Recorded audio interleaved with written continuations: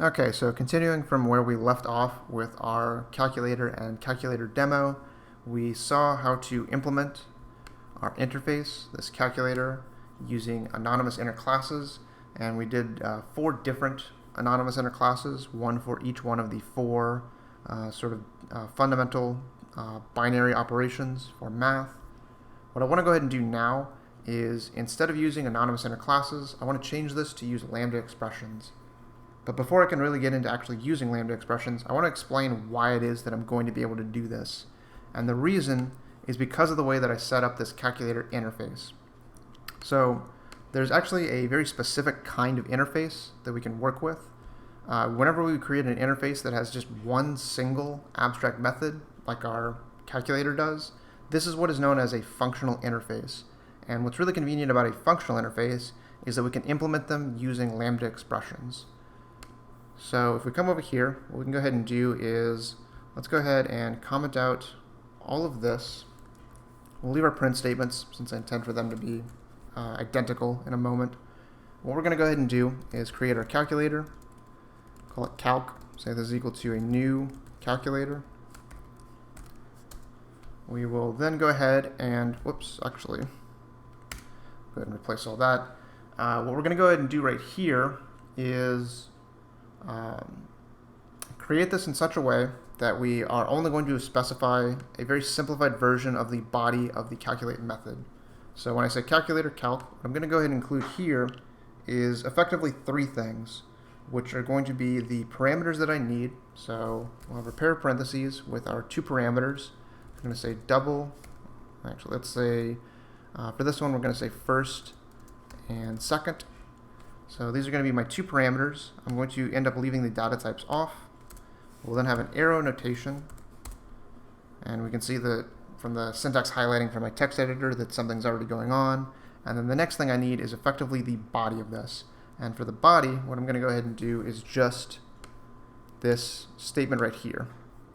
So for this first one, we wanted to do addition, so I'm going to do first plus second. And right away you can see that there's a lot of stuff missing from this. And the reason for that is because of the fact that the way Lambda Expressions work, and because of the fact that we're working with a functional interface, that's what we're going to be implementing, there is a lot that we can infer about the structure of this because of how simple this interface happens to be. So a couple of things that we're capable of inferring: we already know what the method signature is supposed to be because there's only one single method that we could possibly be implementing. And so we don't have to include the data types for our parameters. So because of the fact that we already specified it here, we already know that those 2 parameters that I'm putting into my Lambda expression, both of those must be doubles because that's what we said it was going to be when we created the interface itself. Additionally, we know that this is going to be implementing the calculator interface because that's what the reference variable is specifying. We also know what the name of the method is going to be, since it's just the one single calculate method, so we don't need to include that either. We also know that this is going to be a return statement because we specified what the return type was going to be, which is double. So because we specified a return type, if we put just this one single thing, first plus second, into what is effectively the body of this, we can already infer that that must be what it is that we intend to return, is the value first plus second, which would give us 15 for this example here. Additionally, we've got this arrow notation. This effectively separates out what corresponds to the body and what corresponds to the parameters. Additionally, since we're only dealing with a single line, we don't need the curly braces, but you could optionally still use them even though you have just a single line like this. So you could add these 2 curly braces here. Just make sure that if you do include the curly braces, you still end it with a semicolon. Additionally, because we're dealing with multiple parameters, we're also going to need to make sure that we have parentheses around them. If we are working with just one single parameter, then we don't necessarily have to include these parentheses. Say, for example, if I change this momentarily, say that this was a unary operator, say I only did this much, then right here what I would end up doing is something more like just first with no parentheses around it, So just a quick example of what the syntax for that would look like.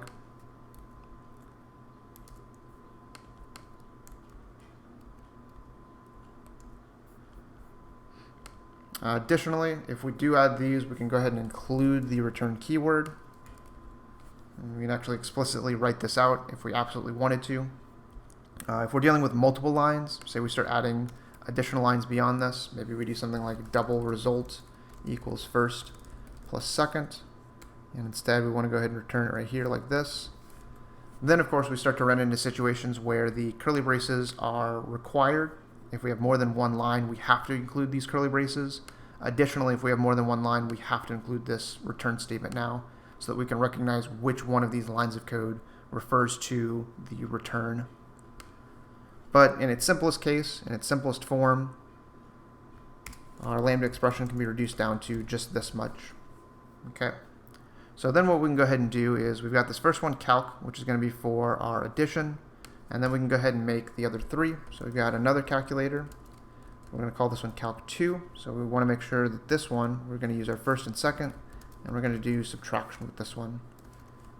Let's see, one additional thing to mention, since we did it up here, I'll go ahead and clarify that we can actually specify any name that we want for our parameters, just like with our anonymous inner class.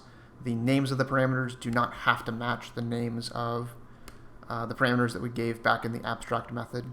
Only the method signature and the return type has to be consistent.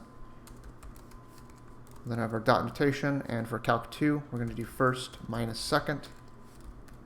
And again, remembering that this is going to be the return, so we're just returning first minus second, kind of like what we did here.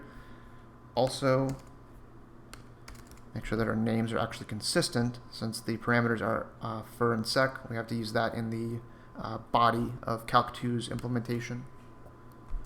We'll then have calculator 3, and for consistency's sake, I'll make them match what we did up here.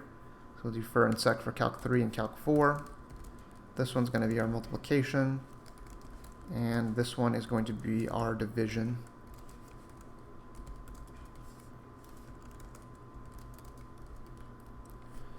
Okay.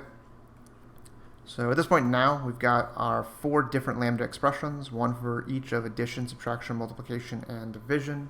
We can then go ahead and run each one of them right here. Again, we just have to make sure that whenever we're calling this calculate method, that we call it on the correct reference variable, because this variable right here indicates which particular implementation we're going to be working with. So if we use it on calc, that's going to be dealing with addition. If we do it with calc 2, that's dealing with subtraction. Calc 3 right here is dealing with multiplication, and then calc 4 right here is dealing with division. So we'll save all that. We can then come over here. We'll go ahead and recompile everything, and then we'll run our demo, and we can see that we still get the same outputs as before: 15, 5, 50, and 2. Okay, so this is going to wrap up everything for lambda expressions. And this is also going to complete everything related to the chapter on inheritance, on chapter 10 for the course.